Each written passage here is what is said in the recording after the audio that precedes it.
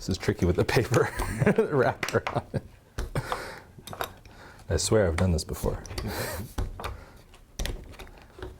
Trying to get an angle with that. Yeah. There we go. Oh, it's foaming up a little bit. All right, there you go.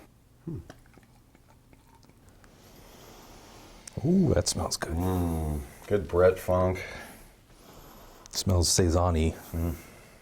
So at first I was thinking, like maybe like a small Hill Farmstead bottle, but it doesn't have his water profile. Yeah, it definitely has that horse blanket. I feel like I'm eating unpasteurized cheese or something. But like faint in a refreshing like beer, but with a hint of that. It tastes lower alcohol than the previous one. It's almost more in the Suarez profile, but without his head retention. If there is any barrel character, it's very faint and it's like white wine. I was wondering maybe like a Chardonnay barrel or something where it's just not that toasted. And it might not have spent a lot of time in the barrel. There's also some of the fruitier end of Brett. It's got a little bit, it's just getting into the pineapple-y character. So you know what's really impressive in this beer is that often when I get all of these other flavors, it's often a very farty beer. It's like boiling eggs, sulfur, farts. And it's not doing that. Normally, when I get all of the rest of the package, it also has that. So I'm really impressed with the maturation. And that almost makes me wonder, was there barrel time? Because often I think barrel time alleviates that problem.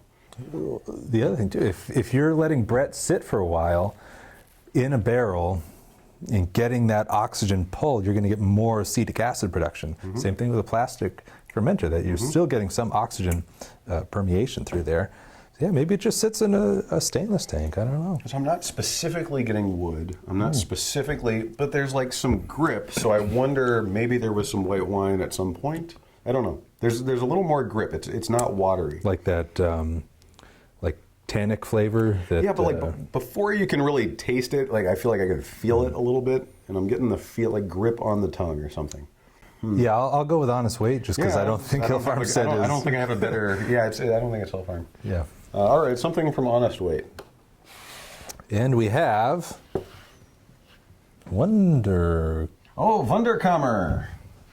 So this is a guy who brews at Hill Farmstead with foraged ingredients he's found in the area.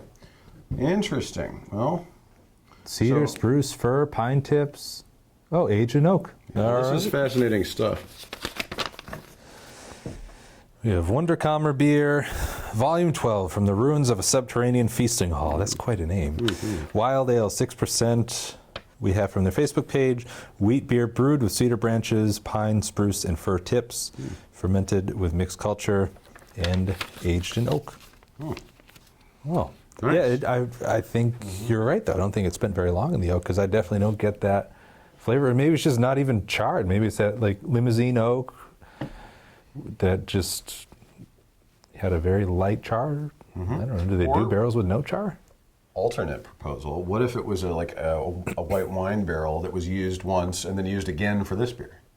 So it was like a white wine that had been used already for beer once or twice. But I've made a couple beers in Chardonnay barrels, and I definitely get more oak than I'm tasting in this. Yeah, I don't know.